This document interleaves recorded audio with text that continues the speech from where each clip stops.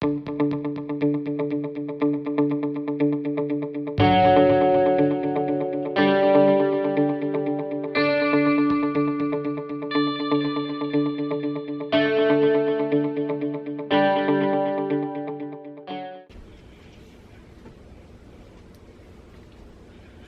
it's T with TeaQuilts, and I'm here today to do a review of the Tulip dual tip fabric markers, as well as to give you an update on my Chick Jubilee year-long project that I'm working on.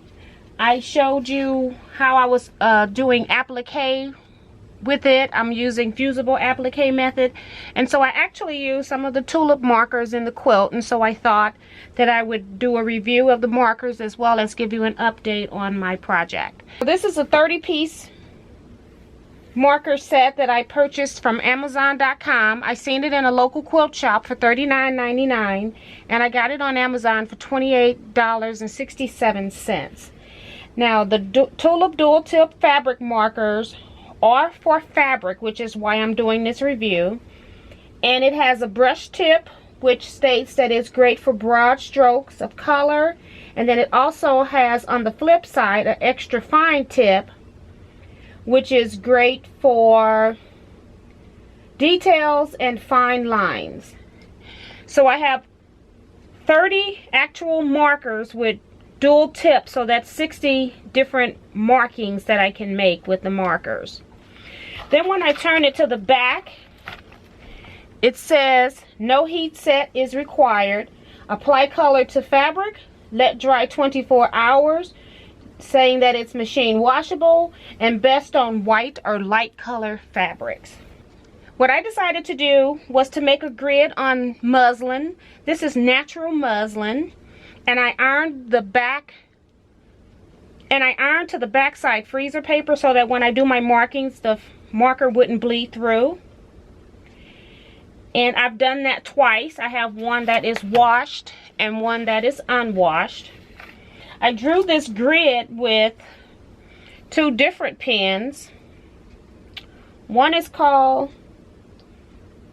the TOL Fine Permanent Pen. That's the red pen that I use for marking the grid. I don't know where I got this pen. Maybe it was at a quilt shop. No, it says it's distributed exclusively by Office Max, patent pending. So it's TOL Fine Permanent Pen, and it's in red. That's what I marked the red grid with, and the word wash, so I get to test that pen as well. And then I came back in and wrote the numbers with the Identi-Pen, and it's a dual tip marker. I used the fine tip for marking, and then it also has a dual tip here. So I guess what I'll do so I can test the dual tip is just mark that up here on both sheets, because I do want to actually test all these markers for washability.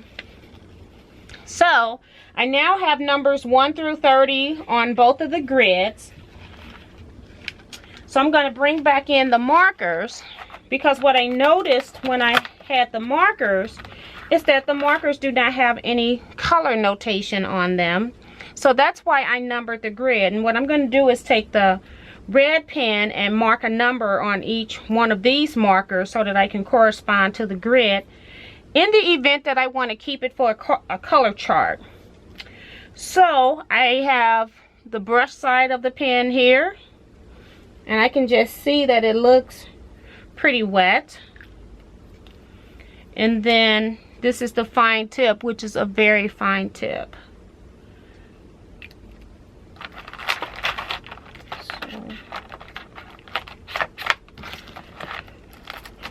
So I've colored in numbers 1 through 10, and I thought that I would just come in and show you how I'm coloring so you'll know what process I'm using. So I have my numbers marked on my sheet, and I have my numbers marked on my markers. So I did that so that I could be able to reference back to see what was going on. So I first start with, and I'm probably am going to be writing upside down for you, but this is what's best for me to show you. I am writing the word T, and I am double stroking each line.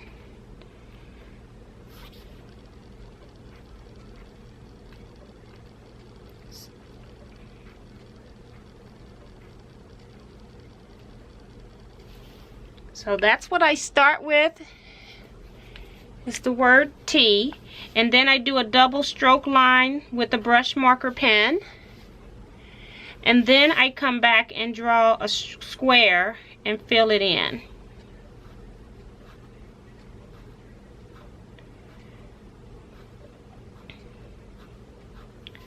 So that's the process that I'm using. I just wanted you to see how I'm using the marker, and I will continue to do this throughout and then repeat this on the unwashed labeled sheet as well. So I do find that some of the brush tips are juicier than the others, or some of the ink is juicier than others. So I found at least two that doesn't really have a whole lot of ink to me in it, or it's not pouring out like some of the others are. So that's something that's sporadic with the pens, but other than that, they look good. So I'm hoping that they will wash up very well. So I'll be back when I'm done.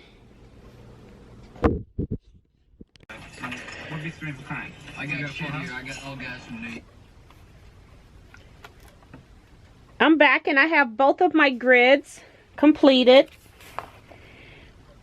and I just wanted to show you a few of the markers where I have a dot. 1, 2, 3, 4, 5.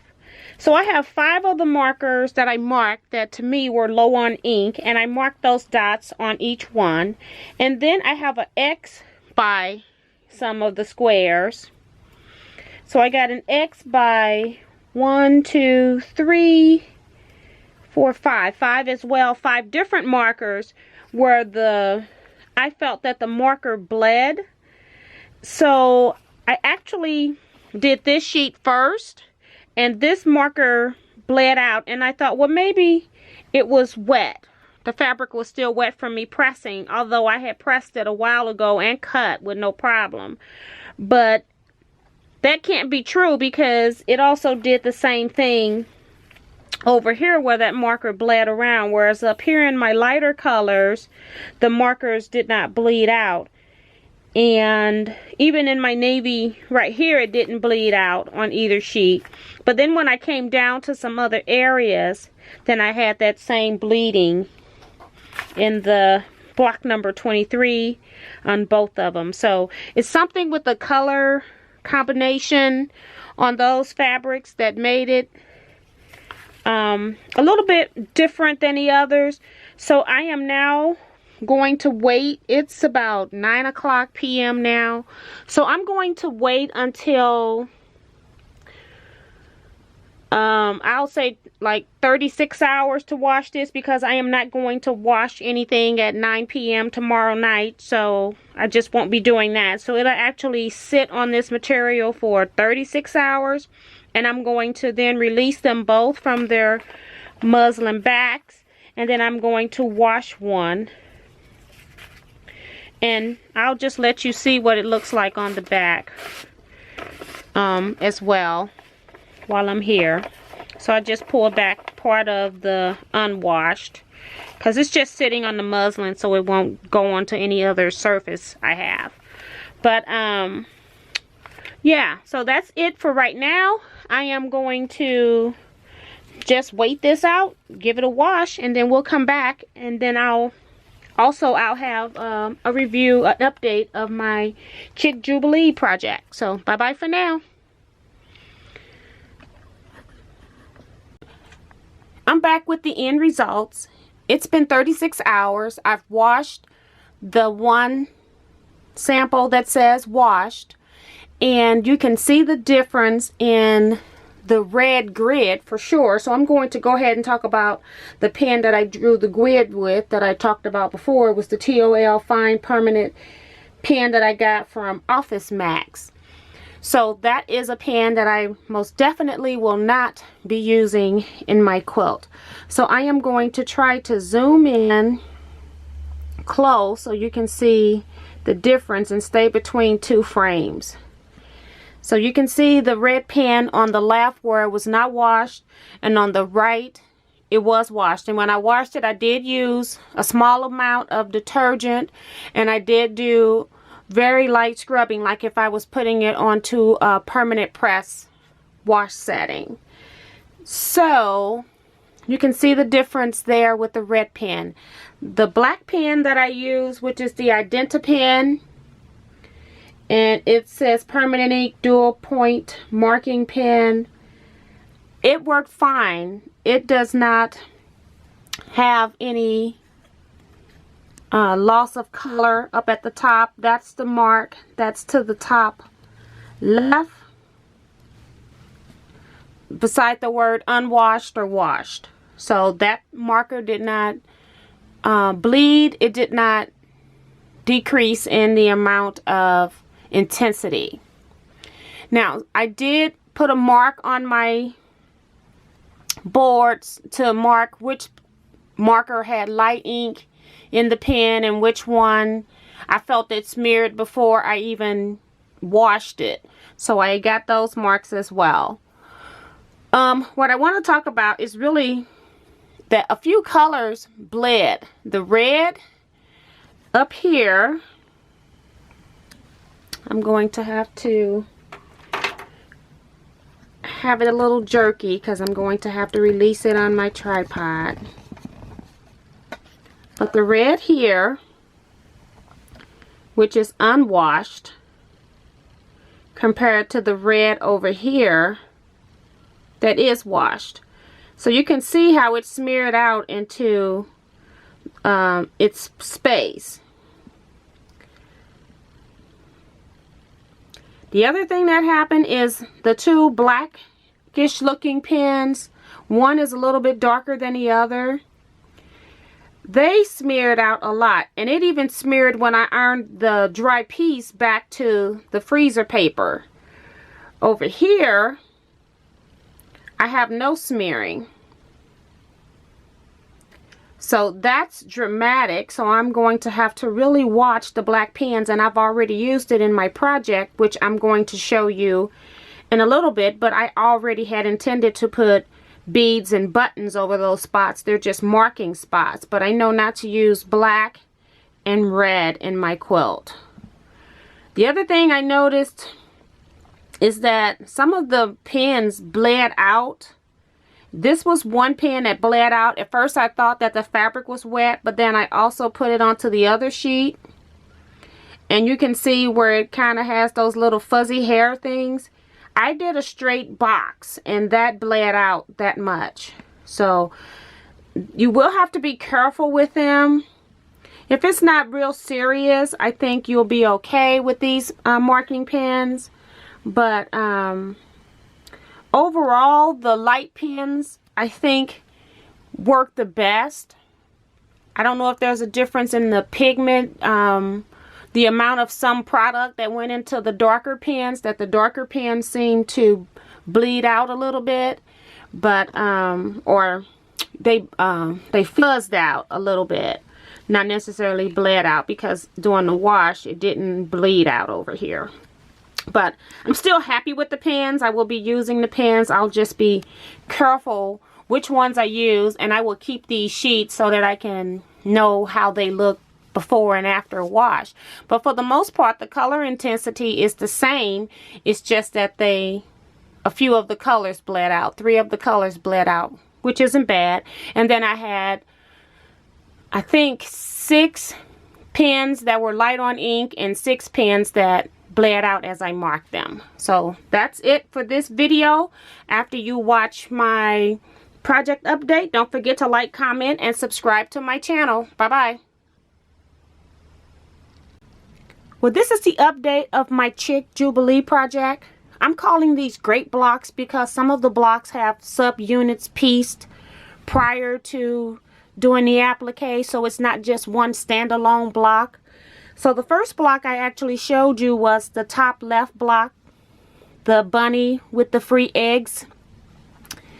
And he also has included with that the chick in the tulip, the other bunny, and the 2 eggs to the right. So that's one block. So that's where I was, and I had not stitched the entire thing. I think part of the video was I was showing you where I had stitched. So that was in September, I think, of 2015. And it's a block of the month, so my goal was to do 1 block of the month. So now I have 6 blocks done, which means that I have February's block, which is the block that's due in January, the bottom right corner. So I'm ahead 1 month now, so I feel really good about that. And I had been just putting the appliques on every month, but not doing any stitching, so I was able to get a lot of the stitching done. So all the stitching is done on these blocks. I have 3 more blocks to do for a 3rd row of blocks. So I want to take you in and show you where I have used some of the tulip markers. Actually, I have temporarily used tulip markers in all of the bunny eyes or chick eyes and chick beaks. Now sometimes I wasn't able, I'm adjusting my my tripod here, so just a minute. Sometimes I wasn't able to have the stitching, sometimes I wasn't able to have the orange show on the beak because it's on a black background. And remember, the instruction says to use on light background. My intent is to stitch these beaks in when I machine quilt with thread, but I needed to have something there so I would know where to start placing them. The eyes, I plan to use beads or buttons for the eyes. So I am going to zoom out. The legs are actually stitched with machine black thread. So I want to show you this bike, and I'll zoom in a little bit. I actually use fabric for the wheels, and then where you see the 3 lines up under where the chick is sitting for the part of the bike that's going down to the gears, I actually just stitch 3 lines there, and then I used my markers to color in, and it's picking up the pattern from the background fabric because it's a white paint on the background fabric. So that's kind of what I did to enhance those areas around the handlebars going down onto the wheel and the frame. So I thought that was a pretty cool technique to use with the bike. Over here I had this egg, and I was not happy with this block because I had this big plain egg and I had not done any stitching at the time. So what I decided to do was use the markers, and I traced out one of my favorite quilt blocks, which is the churn dash block. So what I did was I traced it out with a ruler, and then I used the markers to color in the block. And the only stitching I did was I also then went around the edges with the back stitch on my machine, like the triple stitch. And so that's how those blocks look now. The TeaQuilts, I just drew on with the marker. I plan to maybe do something when I quilt that. I should have done that on the embroidery machine. I wasn't really thinking, but I did. And then the green lines I actually drew in with the marker as well, but I also stitched a straight line along the edge of the marker.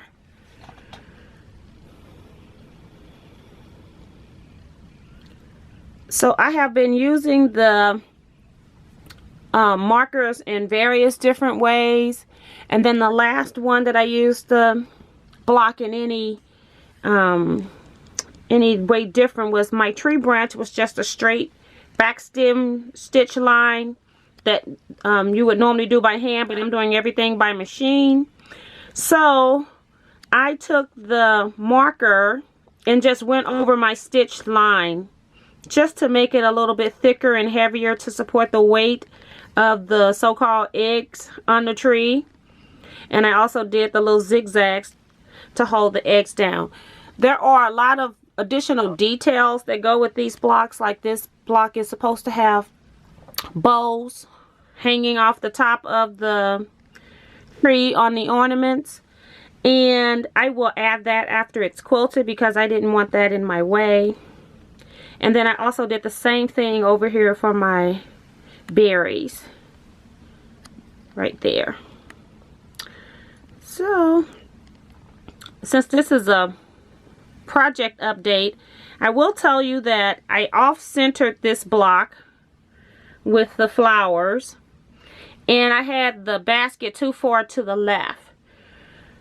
And because of that, I had to add something else to the right. So I added the flower vase and the 3 posy type flowers. And then this spot here was looking a little sparse. So then I went and added this other flower here. And I actually used die cuts for these from my TeaQuilt Go system. And then this one, this vase was actually a Sizzix vase. And the only other thing I did, I think I colored in this egg where I didn't do any stitching. I just figured that I'll do some stitching when I quilted. And I only did that because it was such a plain egg sitting up there at the top. One fun thing I did was that I used some lame to do my mirror with, and I thought that was really pretty. And it did catch to the fusible and pucker a little bit, but I actually put a different piece of fabric behind it. I fused the I actually fused the lame to a piece of fabric and then fused the fabric. So I have 2 layers under the lame, the actual fusible web, as well as another piece of fabric. And then that gray fabric behind it is another applique piece. So I wanted to make sure that you could not see through my fabric and have the dark gray interfering with the color of the lame, because you can see through lame. But I am having a great time with this. I was not liking this quilt when I first started. But now that I'm at this point, I really, really, really love it. So I'm having a great time with it. I still, you know, it takes a while to do a block. So I'm not looking forward to doing the next 3 blocks. But I'll appreciate the quilt when it's done. So this is my update on my project. I hope you enjoyed the review of the Tulip fabric markers. And I will see you in my next video. Bye-bye for now.